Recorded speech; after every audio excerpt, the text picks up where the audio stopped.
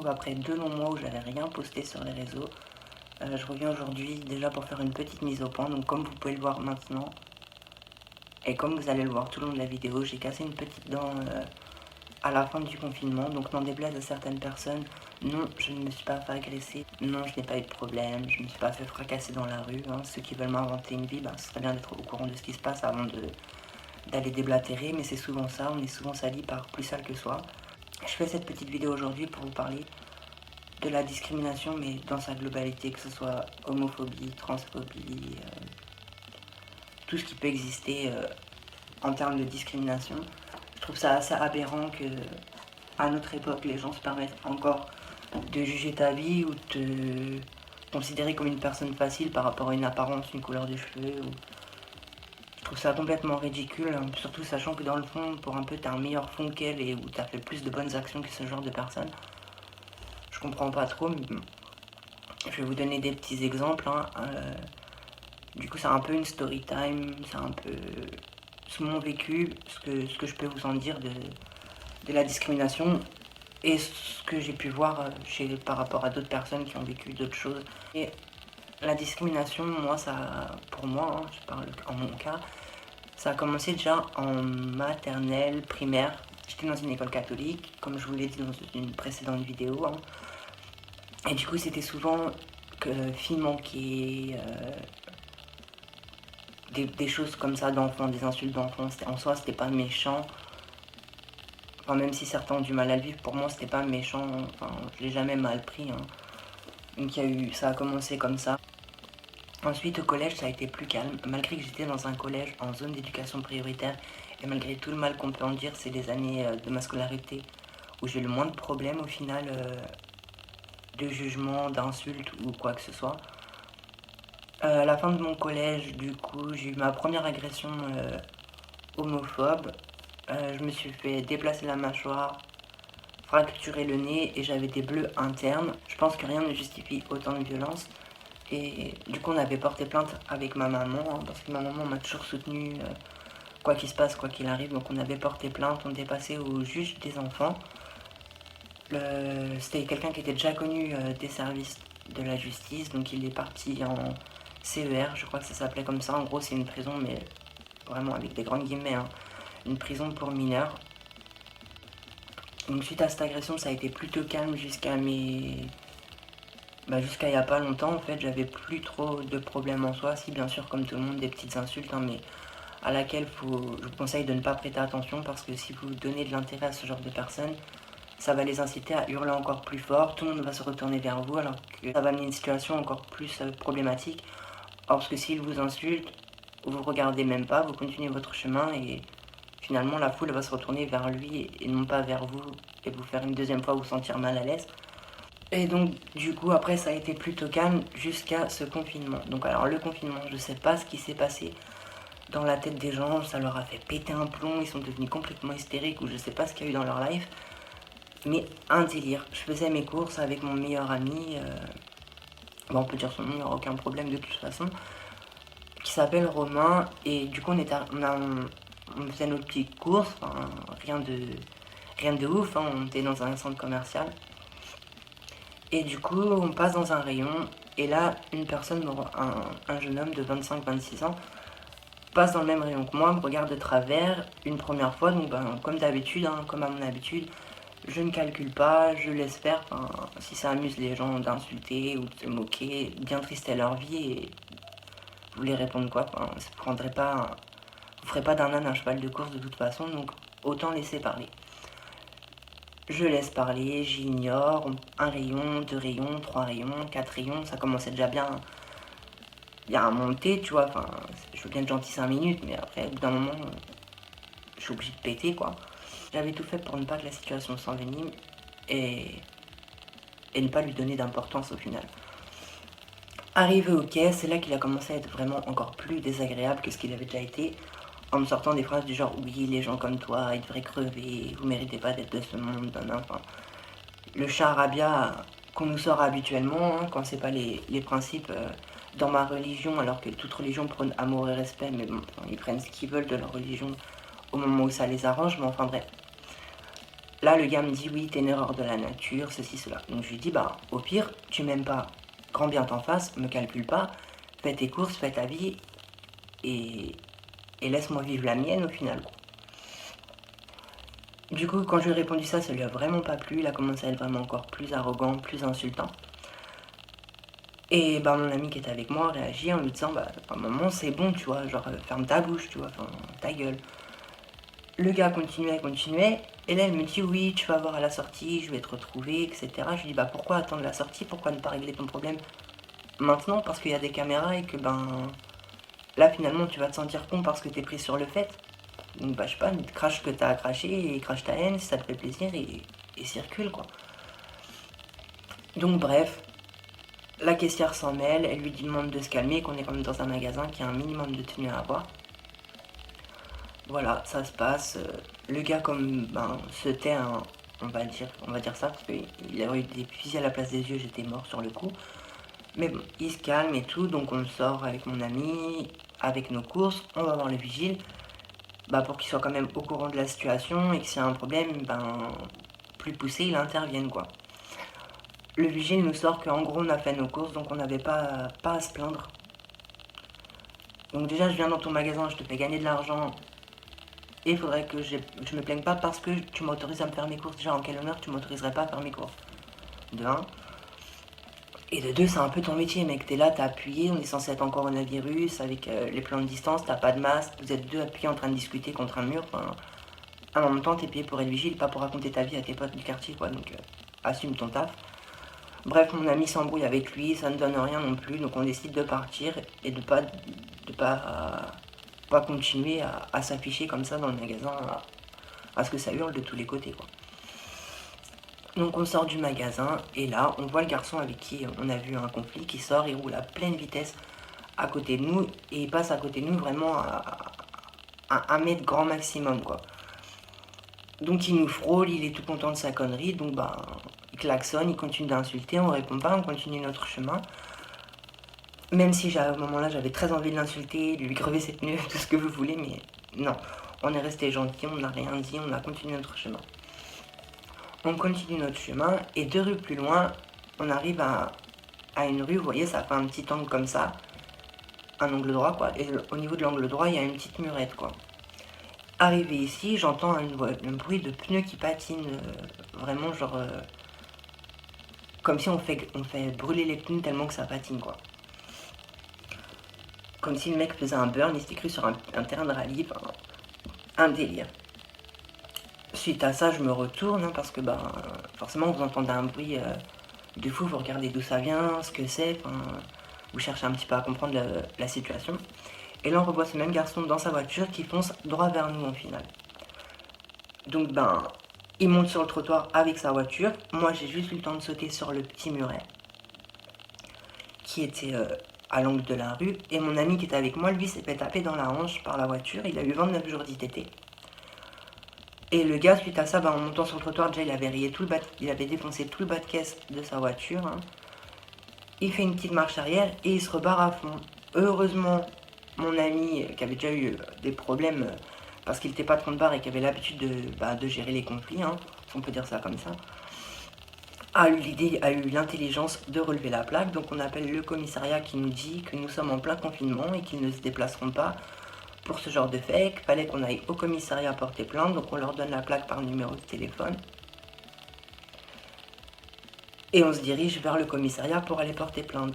Suite à quoi on nous répond, oui, avec le coronavirus, on manque d'effectifs, donc forcément, on se retrouve le bec dans l'eau, on ne pouvait pas porter plainte, fallait soi-disant revenir le lendemain, le surlendemain, ce qu'on a fait pendant 4 jours. Au bout de 4 jours, on a pété un plomb parce que après, on va nous dire oui, vous avez attendu trop de temps, on ne peut pas prendre votre plainte, etc. Donc, on a décidé d'appeler l'avocate à mon cousin pour que elle fasse bouger les choses, quoi. Cette avocate a appelé le commissariat ainsi que la procureure de notre ville en lui disant que si rien n'était fait, tout serait géré avec le procureur. Une demi-heure après, le commissariat nous rappelle qu'il fallait qu'on vienne en urgence, pour qu'ils prennent notre plainte. Donc on se déplace, ils prennent notre plainte, on nous reconvoque 3 jours après pour une identification.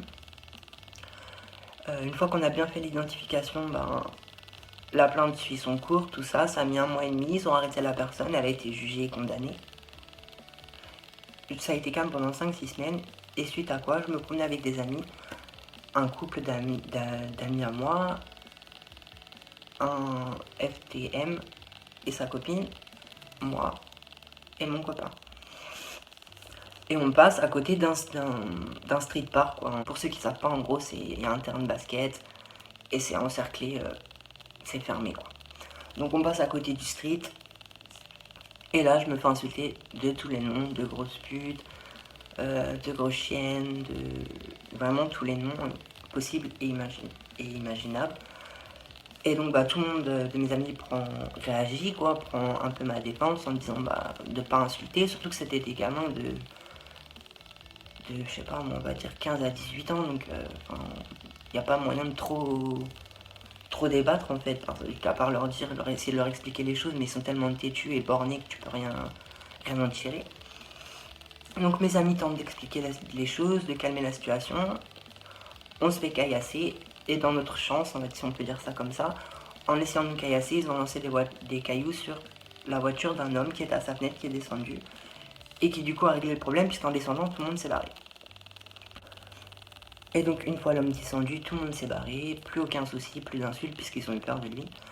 Tout ça pour dire que c'est ridicule, quoi. C'est des comportements que j'ai du mal à comprendre, parce que je suis d'accord, tu peux pas être en accord avec tout le monde, tu peux pas accepter les choix de vie de tout le monde, tu peux pas... Mais à un moment, même si t'es pas d'accord, ou que toi tu ne le ferais pas, ou que toi tu veux pas de gens, je mets des grandes guillemets, hein, mais de gens comme ça dans ta famille, c'est pas pour autant que tu dois aller cracher sur les gens que tu croises, ou insulter gratuitement quelqu'un que tu croises. Si quelqu'un t'a fait du mal, ou que t'as eu des problèmes avec, ok, tu règles tes problèmes, mais va pas chercher des noises à des gens que tu connais ni d'Ève ni d'Adam. Tout ça pour dire que les gens... la discrimination, c'est quotidien, c'est tous les jours, quoi. C'est tous les jours, ça peut être tout le monde et n'importe qui. Juste, faut pas... Même si c'est dur, faut essayer de pas réagir, parce que si vous donnez de l'importance, ça va engrainer et empirer la situation. Alors que si vous ignorez, vous avez une chance sur deux qu'ils continuent d'insulter, mais que ça n'aille pas plus loin, quoi. Et la discrimination, ça peut venir de gens comme là, dans les cas que je vous ai cités par rapport à ce que moi j'ai vécu, que vous ne connaissez pas. Mais ça peut aussi venir d'anciens amis à vous qui n'acceptent pas vos nouveaux choix de vie. Pour exemple, j'avais une fille avec qui je traînais tout le temps, on était super potes depuis l'enfance, quoi.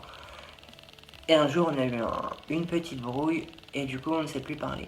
Ça fait 3 ans à l'heure d'aujourd'hui qu'on ne se parle plus. Mais cette personne est à l'affût de tout ce que je poste sur mes réseaux, vient de temps en temps sur mon Facebook pour m'insulter, me dire oui, t'as vu ce que tu fais sur tes réseaux, tu devrais pas poster ça, espèce de grosse pute. Mais au bout d'un moment de temps, si t'aimes pas, pourquoi tu viens? Tu sais, ça fait limite un peu voyeur, tu vois, genre, j'aime pas, mais je suis obligé de savoir ce que tu fais. Enfin, c'est pas normal. Après, on me dit, oui, ton contenu est public. Mon contenu est public, mais quand tu te promènes dans la rue, tu peux rentrer partout, c'est pas pour autant que tu vas rentrer spécialement là où t'aimes pas pour aller insulter les gens, en fait. C'est exactement le même principe. Et du coup, cette personne, 3 ans qu'on ne se parle plus, et vous voyez, ça peut venir aussi de situations comme ça, d'anciens amis à vous qui n'acceptent pas. Et du coup, pia, pia, pia, pia, pia, hop, là on va aller voir ce qu'il fait, hop, on va insulter, on va essayer de rabaisser. Mais c'est complètement nul. On dirait qu'ils font ça un peu pour se sentir, comment expliquer, comme si eux, ça leur permet de se valoriser, de dire, moi je suis au-dessus de tout ça en fait. Mais en fait, non. Ça prouve juste que t'es un débile et cervelé qui n'accepte aucune différence. Et le pire, c'est que ces personnes-là, quand elles parlent de votre vie privée, elles vous insultent, elles jugent vos faits et gestes. Et quand vous allez commencer à débattre un petit peu de leur vie de merde, ça va vous dire oui, parle pas de ma vie, ça c'est ma vie parce que je vais te défoncer. Mais toujours en fait les insultes et les menaces. Et ce genre de personnes, si malheureusement vous en avez dans votre entourage, ce que je vous conseille, c'est tout simplement de les bloquer. Même si vous allez me répondre oui, on bloque, c'est facile, ils vont venir avec un autre compte, avec un autre profil, et le problème sera toujours le même. Mais si vous bloquez, il n'y aura plus l'excuse du ton contenu est public, puisque normalement tu n'y as pas accès. Donc c'est vraiment que tu cherches la merde. Donc si on récapitule, ça peut venir soit des gens inconnus au bataillon que vous n'avez jamais vus, mais qui se permettront de juger, soit d'anciens amis qui n'acceptent pas vos choix de vie. Et pour certaines personnes, c'est encore pire parce que c'est leur propre famille. Moi, je ne vais pas me plaindre de ce côté-là. Ma famille sont assez ouverts d'esprit, si on peut appeler ça comme ça. Ils sont tolérants. Chacun fait ce qu'il veut de sa vie tant qu'il n'emmerde personne d'autre. Mais tout ça pour dire que la discrimination, c'est encore quelque chose qui est trop courant, quoi. Je veux dire, enfin, certains vont être jugés, oui, t'as vu ta couleur de cheveux. Certains, ça va être, t'es trop gros, t'es trop grand, t'es trop maigre. On va toujours être la bête noire de quelqu'un, en fait. Peu importe qui vous êtes. Et le problème, je pense que c'est ça dans notre société, c'est que on se sent obligé de créer des cases pour ranger les gens et ensuite de comparer les gens entre eux, sauf qu'on est tous différents. Donc forcément, on n'aura pas le même vécu, on n'aura pas les mêmes envies, on n'aura pas la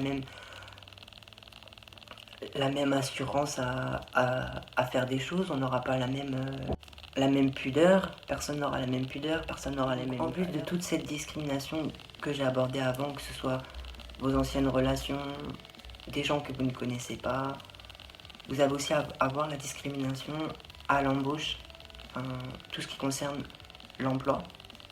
Parce que certains patrons ne vont pas aimer votre apparence, certains vont avoir peur que ça crée des problèmes avec les clients. Donc vraiment, la discrimination, elle est vraiment partout, que ce soit... Ouais, voilà, vraiment, elle est partout. En plus de toutes ces discriminations, vous allez aussi avoir celle où vous allez avoir du mal à trouver quelqu'un pour vous poser à faire votre vie. Parce que comme vous êtes catégorisé comme une personne différente, soit les gens ne vont pas s'attarder sur qui vous êtes réellement au fond de vous, soit ils vont s'intéresser à la partie voyante, comme si c'était pour eux un fantasme. Ouais, voilà, c'est exactement ça, comme s'ils voulaient assouvir un fantasme, et du coup ils vont avoir des paroles qui sont déplacées, qui n'auraient pas avec une autre personne, ou alors des propos vraiment crus, ou alors on va vous donner une image de un peu de star du porno, enfin, de personnes prêtes à tout pour du sexe, alors que ben non, si vous avez été élevé et bercé au film porno, ben c'est votre problème, mais c'est pas ça la vie des gens. Donc voilà, tout ça pour dire que la discrimination, elle est partout, et que c'est bien dommage, parce que la communauté LGBT, c'est une communauté qui est quand même assez grande, et finalement, avec les années, je me rends compte que ben, dans cette même communauté, pour le monde extérieur, vous êtes vu comme une entité, formant quoi, vous êtes un troupeau, une petite secte, un peu un monde à part, mais en fait, dans ce monde, les gens, ils s'entraident pas, en fait, c'est catégorie. On dit au monde qu'on veut pas être catégorisé, mais on se catégorise, on se rentre dans des cases nous-mêmes, en fait. Enfin, vous allez avoir d'un côté euh, les lesbiennes qui vont aller manifester pour avoir la PMA en même temps que les femmes cisgenres et qui vont manifester pour que ça se débloque, mais qui vont pas manifester pour que les gays puissent avoir une ouverture à ça, ou les personnes trans. D'un autre côté, vous allez avoir les gays qui vont faire la Gay Pride, ça prend bien son nom, hein, Gay Pride, alors que normalement ça devrait être plus quelque chose genre LGBT Pride, ou enfin... Non, Gay Pride, donc vous allez avoir les gays qui vont plus se manifester à à ce mouvement, qui vont plus manifester à cette période-là.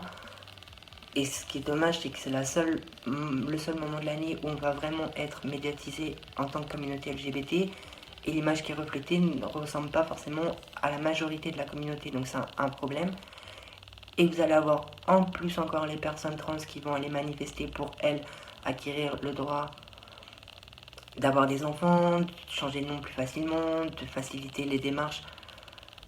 Enfin, vous voyez, en fait, chaque catégorie, le L, le G, le B, le T, le Q et tous les autres plus, en fait, ils vont s'agglutiner en petites communautés. Et en fait, ça fait une communauté qui est immense, mais où personne n'est soudé et où c'est chacun sa merde, en fait. C'est ça que je trouve dommage. Et alors que s'il y avait des pages vraiment consacrées aux LGBT-phobies, ou des groupes, et ben ce serait plus facile. Et puis si chacun porte un petit peu son appui, même si, par exemple, je sais pas, une lesbienne elle se fait insulter, ben moi je peux réagir quand même, dire que ce n'est pas normal, et relayer l'information, et faire que les choses changent, en fait. C'est plus en allant dans ce sens-là que les choses vont changer, en s'entraidant nous tous, qu'en restant chacun dans ses petites cases. Donc voilà. Après, la discrimination, on va pas l'abolir du jour au lendemain, hein, même si chacun de nous en rêve. Mais c'est pour ça, il faut continuer à se mobiliser, à faire entendre sa voix, ne pas avoir peur de parler, de raconter les choses qui m'arrivent, qui vous arrivent, qui nous arrivent, parce que c'est en prenant la parole qu'on pourra faire évoluer les mentalités, faire évoluer les gens et arriver à une plus grande tolérance. C'est pas en se repliant sur nous, en gardant les choses pour nous, en disant tout va bien quand tout va mal. Donc voilà, toute cette petite vidéo pour vous dire un petit peu comment moi les choses que j'ai vécues, les choses que je perçois, les difficultés que nous avons à trouver du travail, à trouver quelqu'un, et toutes ces petites difficultés, ce que les gens autour ne voient pas, c'est que un petit truc, le travail, l'amour, les insultes gratuites, non, ça fait un tout, et ça me met dans un engrenage où c'est vite facile de tomber dans la dépression, où c'est vite facile de tomber dans le rejet de soi-même, dans le dégoût de soi-même, alors qu'au final, non, vous avez juste à être fier de vous, fier de qui vous êtes, parce que le principal, c'est d'être vous-même, de vous assumer. Du coup, je pense avoir fait le tour de la question de la discrimination. S'il y a d'autres choses que vous voulez que j'aborde, n'hésitez pas à me le demander dans les commentaires. Je referai une vidéo en abordant ce que vous m'avez demandé, en répondant à vos questions. Si vous avez envie que la conversation soit un peu plus privée, vous avez des questions, vous voulez simplement parler, mon Instagram, il sera dans la barre d'infos comme d'habitude, donc n'hésitez pas à me rejoindre, à follow mon compte, à me poser vos petites questions. J'essaye de répondre à tout le monde en général, à part aux questions déplacées, mais ça paraît évident que les choses comme ça on ne répond pas. Donc voilà, je n'ai plus grand chose à vous dire. Sur ce, le petit message de fin qui lui ne change pas, il sera toujours le même. Prenez soin de vous, de votre famille parce que c'est le plus important. Des gros bisous et je vous dis à bientôt pour une nouvelle vidéo.